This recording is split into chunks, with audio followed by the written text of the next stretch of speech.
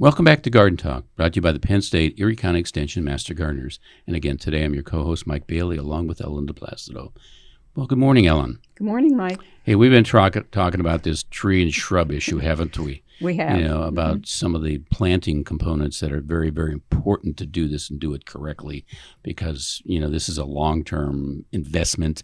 Okay, this is going to increase or decrease your house's curb appeal, correct? Mm-hmm. And sometimes it'll actually the value. Sometimes it'll actually decrease the curb appeal. So and the value. Right. So and we gave you a lot of information there. But now, what are your purchasing options here? All right, and when we talk about that, we want to talk about three different things. How you might buy these things. Okay. You can get trees that are bare rooted, okay, which is my favorite. Okay, you can get them balled and burlap, which means they've dug them out and wrapped the roots in some burlap, okay, and kept them nice and moist and sold them that way.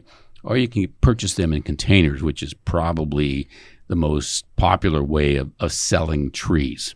And we're going to talk to you about some of the pros and cons of each and every one of these. So, Ellen, why don't you take the bare-rooted thing first, even though that's my favorite. Okay. I'm sure you'll add to it. There are a couple of pros that I know of for bare root. Remember, these are bare root. So these were probably just dug up. So there's probably a great variety of these that you can purchase at a nursery or a tree farm.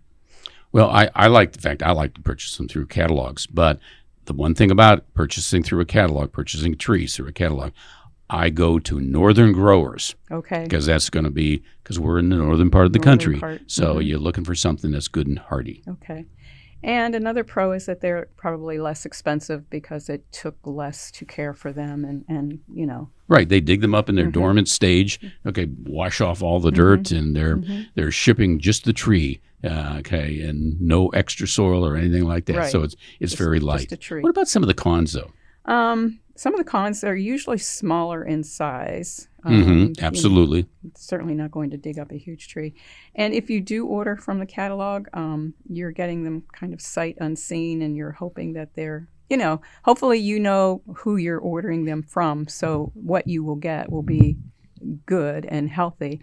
But if you're new to this and you're just ordering from any catalog, you haven't really seen it, and you don't know how well it's going to do once you get it. Right. Yes. Yeah.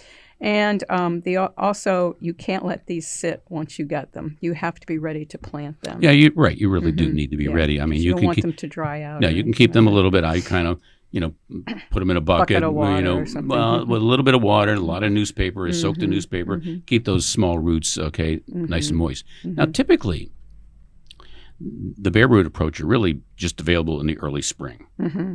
Okay, you're not going to find them latter part of spring or even into summer. So, but the balled and burlapped, okay, which are probably grown locally because they're, they got this big ball of soil wrapped in burlap. They're not going to ship them around the country in that way, but unless, there's special orders and, some new developments will actually bring them in from outside, in that particular manner because they probably get a large volume.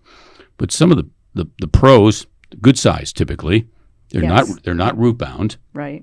Because they just dug up the roots for the most part. Okay, they talk about the fact that when you dig up a tree, whether it's bare rooted or balled and burlapped, you're probably leaving about 80% of the roots in the ground.